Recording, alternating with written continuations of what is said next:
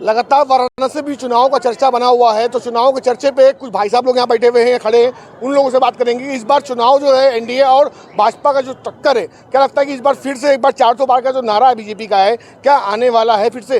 भाई साहब क्या नाम आपका पड़ेगा? किशन मिश्रा। इस बार चुनाव आगामी चुनाव रखा हुआ है, और उसके लोकसभा चुनाव में यहाँ से हमारे मोदी जी भी हैं और उसके बाद एनडीए पार्टी भी है, तो क्या लगता है इस बार किसके ऊपर किसका मतदान जाएगा? सर अभी तो सब मतलब कि मान लीजिए कि बीजेपी का ही सपोर्ट सबको है और आने वाला ही बीजेपी का ही रहेगा। इस बार जनता किस मुद्दे को लेकर चुनाव पे वोट मतदान देगी? माफ़ करिएगा। अच्छा चलिए, और भी लोगों से बात करेंगे। क्या नाम है? कृष्णा सिंह। जी, क्या लगता है किस मुद्दे पे इस बार वोट देंगे, मतदान देंगे अपना कीमती? विकास के मुद्दे वोट देंगे। विकास के मुद्दे जी। पे किसको इस बार लाएंगे फिर से एक बार? भाजपा। भाजपा को। एनडीए भी अलग पार्टी, गठबंधन पार्टी भी आपके सामने है, तो क्या लगता है गठबंधन की भी डिमांड है और इस तरफ बीजेपी भी है, तो क्या लगता है?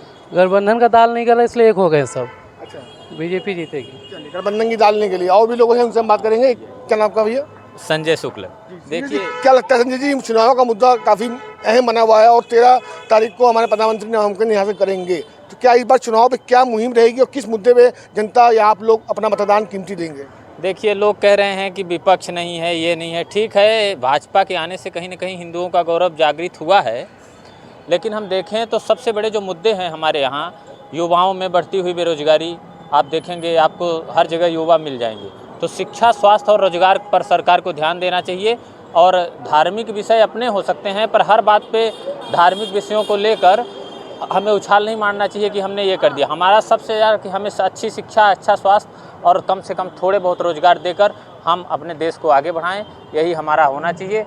बाकी सरकार जिसकी भी आए उससे क्या है, गठबंधन है, ये है, वो है, ठीक है, उन्होंने कमज़ोर हैं तो गठबंधन कर रखा है, पर एक समय इंदिरा जी का भी समय था, 352 सीटों के साथ वो चुनाव जीत रही थी।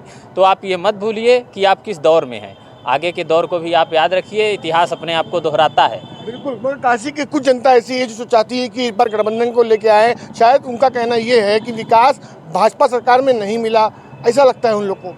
हाँ, हो सकता है, अगर लग रहा है तो बिल्कुल हो सकता है। किसी एक के नज़रिए से विकास संभव नहीं हो सकता। विकास को आप क्या मानते हैं?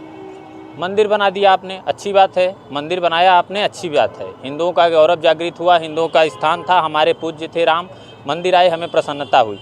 किंतु आप शिक्षा के विषय में देखिए मोदी जी ने क्या किया है, आप देखिए शिक्षा के विषय में कुछ संभावना दिख रही है आपको? नहीं। अभी एक चीज़ आपने कहा कि हिंदू और मुस्लिम हटा के अगर बात की जाए तो उस तरीके से चुनाव लड़ा जाए तो अच्छी बात होगी। इस मुद्दे पे आप जातीय व्यवस्था पर क्यों चुनाव लड़ रहे हो, मुझे नहीं समझ। वो मुसलमान भाई साहब सामने मेरे खड़े हैं, मैं हिंदू, हम दोनों में आपस में कोई लड़ाई दिख रही है? ये तो बड़े बड़े नेताओं का हो गया कि इधर लड़ाई करवाना है, उधर लड़ाई करवाना है, ये ठीक विषय मुझे नहीं दिख रहा। क्या लगता है इस बार काशी की जनता के साथ साथ आपका क्या विचार इस बार है, किसी को अपना कीमती मतदान देंगे? देखिए, मतदान एक अलग विषय है और जिसे भी करना है वो समझदार है, कोई किसी के कहने पर मतदान नहीं करने वाला है, ना मैं, ना जो सामने जनता खड़ी है। मन की भावना भी होती है। मन की भावना यही है कि 13 तारीख को जो भी आएगा चुनाव परिणाम, उसके बाद पता चलेगा। तब तक देखते रहिए, सुनते रहिए।